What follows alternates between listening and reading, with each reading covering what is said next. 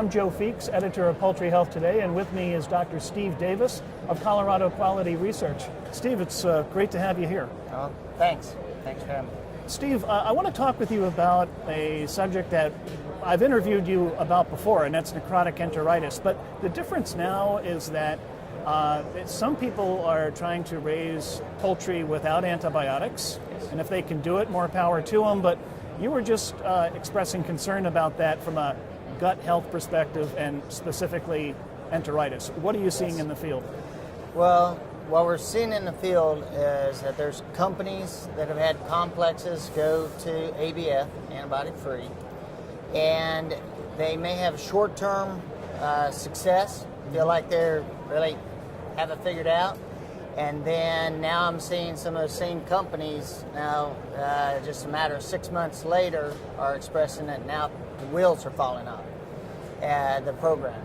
And in our research that we're doing, we're having a lot of people looking at alternatives, products either water-soluble or in-feed, feed additives, that type of thing. And I think everyone's looking for the silver bullet that could replace the products like BMD, that type of thing. And we're going to struggle to find a silver bullet. I just don't think it's going to exist. And why do you think that is? What is it about necrotic enteritis that makes it such a difficult disease to control without antibiotics? And that's a very good question, because I truly believe it's a very complex disease. That's why the model is very difficult, and there's a lot of different models out there. And I think the disease expresses itself differently out there, and there's just so many. It's a complex disease. It's not a single pathogen disease. And it's more of a syndrome that's occurring because there could be multiple factors, and those factors are not always present in all complexes or all outbreaks. And it changes and is different from farm to farm and from complex to complex.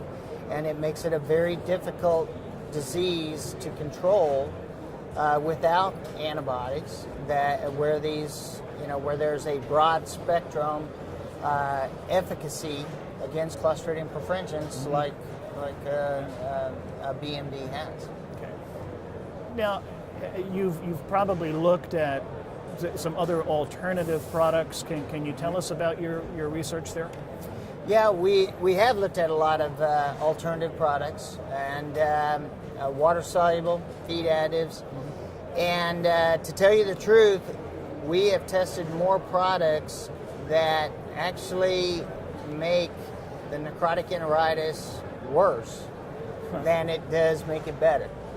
And it becomes very frustrating to our clients that are looking at these products, because in a test tube or in a petri dish, it looks like that their product is very efficacious against the Clostridium perfringens, and even our specific challenge, Clostridium perfringens.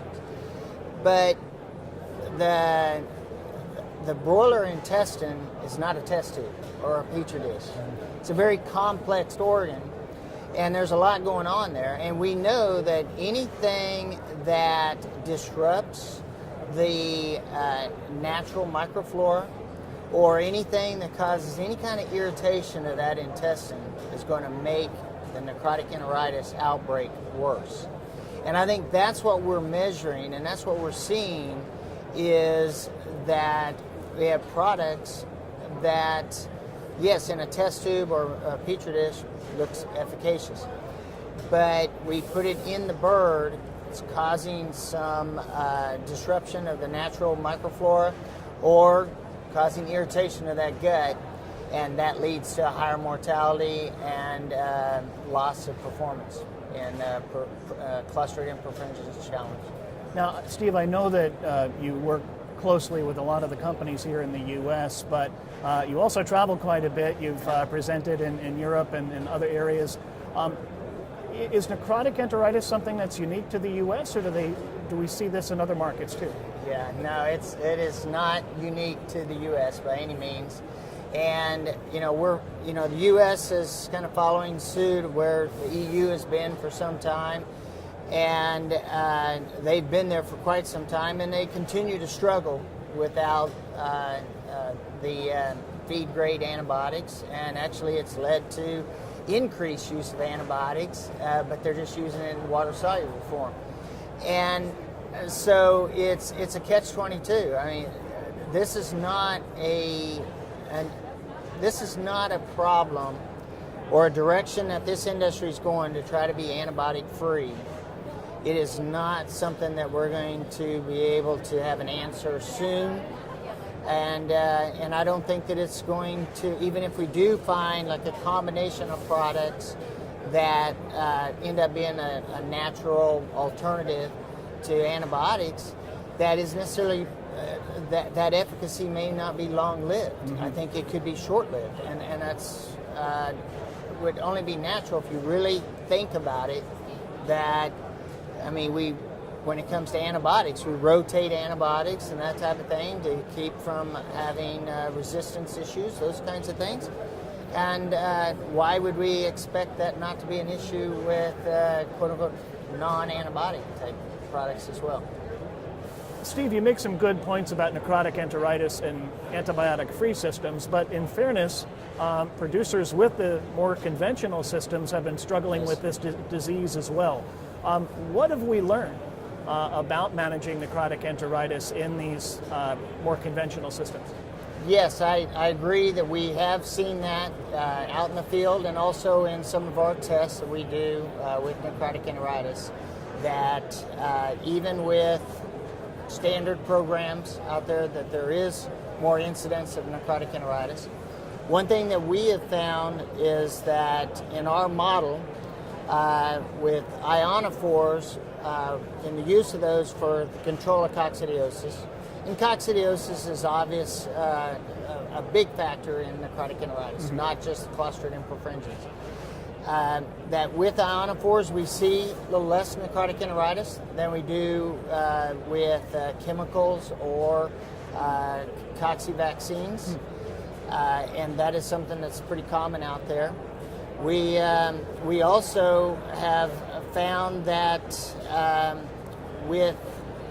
without better, stronger controls of coccidiosis, as there's issues with less new products available, and chemicals do struggle at times with resistance, that necrotic enteritis, it opens up the door for necrotic enteritis outbreaks, and that is occurring out there, and that's another challenge that this industry is dealing with, and it's going to make it even harder as if they try to move to ABF, if they're already struggling with a high or very pathogenic Clostridium perfringens challenge, and then they try to go from a standard type program to an antibiotic free program. One other thing I wanted to ask you about, we've talked about the relationship between necrotic enteritis and coccidiosis.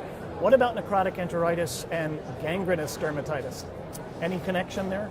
Actually, I feel that there's actually more of a disconnect than a connection, in that it is very uncommon to see farms that are having necrotic enteritis problems have gangrenous dermatitis problems, and vice versa. So, and you would almost think that they would go hand in hand. Yeah. And if you see an outbreak early, and both diseases are very age specific. Necrotic enteritis occurs in that 2 to 3 week range, but dermatitis usually shows up after 5 weeks of age. And but like I said, I have never personally myself seen a case where a flock broke with necrotic enteritis and then ended up breaking with gangrenous dermatitis later in that same cycle. Well, Steve, that's a really interesting point. We've been talking to Steve Davis, veterinarian and owner of Colorado Quality Research. Steve, it's always a pleasure. Thanks for joining us. Well, thank you. Thanks for having me. Thank you.